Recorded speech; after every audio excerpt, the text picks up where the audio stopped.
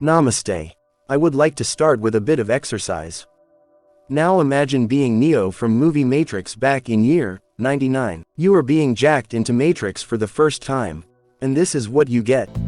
Legs! I can't go back, can I? No. There is some fuss about Facebook and Meta recently, so what is happening to this once untouchable social networking giant? Is it failing? And can it pull itself out of this ditch it is digging, or is this ditch actually a gold mine? On the center of all this is an old tech dating back to 1970s, that only in last decade has started to advance enough to become more accessible to everyday Joe. That tech is called virtual reality, and Mark Zuckerberg believes it is the future of work environment, social networking and entertainment in general. There are already some really good in-depth videos about this on other YouTube channels, so I will make it brief. Internet is changing at incredible pace, and is as unforgiving as natural selection. Facebook has reached its peak, it may become obsolete. So to survive you either adapt, invent or become irreplaceable. Mark has chosen the last option, and his goal is not only to maintain his status in food chain, but to rise to the same level as other apex predators, like Google, Microsoft and Apple, which are companies responsible not only for go-to programs, but integral, versatile user environments responsible for the core tech we use every day. He does it by dumping insane amount of money in VR, with hope to copy success of Facebook, make Meta go-to platform for everything related. While VR may be the future, I see one big problem with Meta's all-in move. Appeal.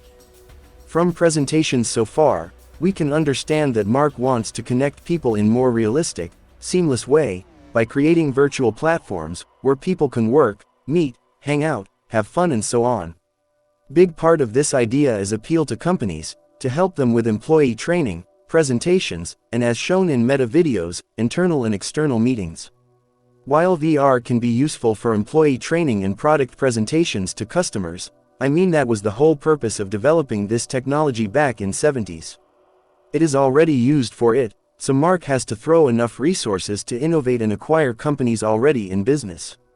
But at this point it seems that from all above mentioned Meta goals, main one is work environment. It has to be, considering real development or lack thereof presented in other directions. To me as an employee who has spent more than enough time in those, doing it in VR seems like the stupidest idea, and I will tell you why.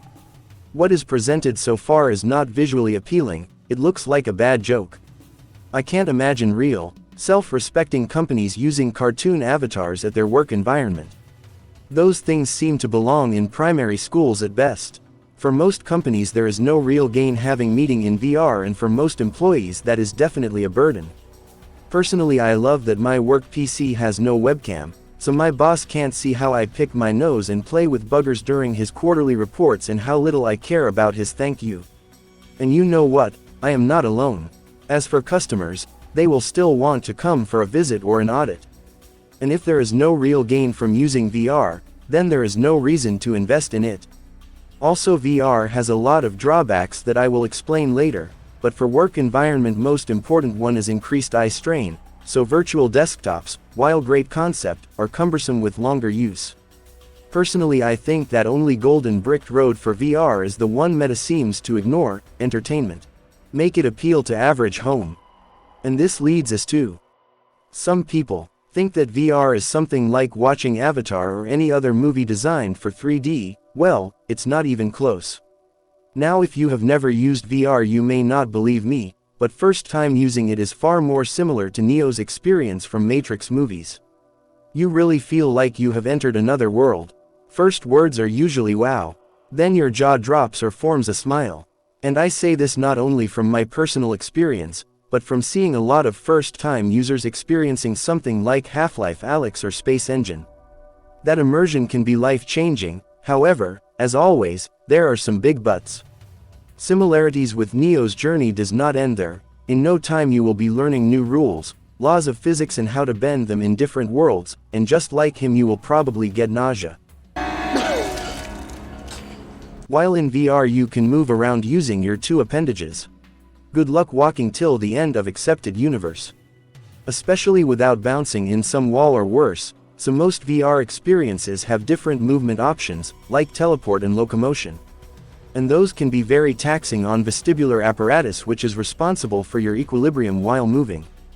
Problem is that when you do move around in VR using locomotion, which is like real walking, your brain thinks it is real, but your vestibular apparatus does not register any movement, so it freaks out.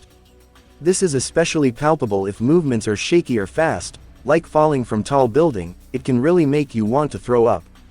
So if you are one of those people who gets sick while on trains, airplanes or elevators, prepare for experience of a lifetime. Of course this will go away the more you use VR, but before that be ready for some bad hangover. It is also very personal experience, since when playing you can't really interact with your friends or family members around you. On top of that, VR can get quite physical.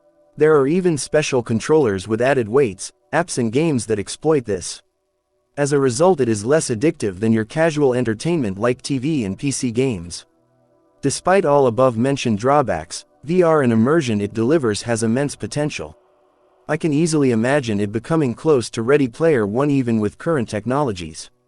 However, at this point it seems to be in state of stagnate loop. There is not enough quality content to make it more popular, and AAA developers don't make anything new, because there is not enough customers. Only exception was Valve, and even they had deeper motive. The fact that there is no way yet to transfer VR experience to 2D screens does not help either, since trailers really don't work. They are just incapable to deliver main selling point, immersion. But this is where Meta could intervene and improve their situation. Make VR more appealing by investing in some great products like Microsoft did with Xbox back in the day. Wrong. There are many different VR headsets and most of them are essentially an extension of your PC or laptop. Something you can buy to improve the experience, and I am fine with that. However, Meta Oculus Quest is not that. It is more like PlayStation, Nintendo or Xbox, with its own market, games, controllers, community. It is a console, and not a very good one. Depending on version it can cost from $300 to $1,000. But even after paying top price you will need additional $1,500 PC and $80 cable to play aforementioned gems like Half-Life Alyx, Space Engine or even Pavlov. Most games on Oculus VR console itself are either short, simple tech demos or look like something from 2003. This leaves Mark in quite a predicament. Without dependence on PC he can't produce AAA games that will attract new users. With dependence on PC he can't achieve his vision of metaverse. As a result, Meta seems to distance itself from PC VR and go aforementioned course of appeal to businesses. It is made even worse by Mark's habit to take a dump on PC VR community as whole by buying several popular games, then downgrading them in order to cross-run on his weak platform. When I started research for this video I thought I will come to conclusion that, if Meta invested in some good VR content, made people interested in it like Valve did with Half-Life Alyx, their ditch may actually become a gold mine. But in the end, it seems that without adjusting their goals there is no way out. Without appeal to general public, VR headsets will stay a niche product, and Meta's plans for VR social network will stay wishful thinking. I just can't imagine someone buying Oculus Quest to hang out in meta worlds or video chat. As for widespread usage in businesses as enhanced work environment, usefulness of so far presented products is dubious at best. Unfortunately, that not only leaves Mark with drop in shares, but us consumers with stagnating new tech. So is VR really the future? Most people I talk to think that it is. I am not so sure. VR is not a car that made horses obsolete. It is more like a TV. And video did not kill the radio star, it just stole some fans. Right now VR has a lot of problems that other popular media does not have, main one being lack of quality content. And while in general VR is fun and interesting experience, as with everything in this life, when that first moment of discovery wears off, you are left with this. Or in Meta's case. Legs! Thank you for watching. Feel free to leave comments down below.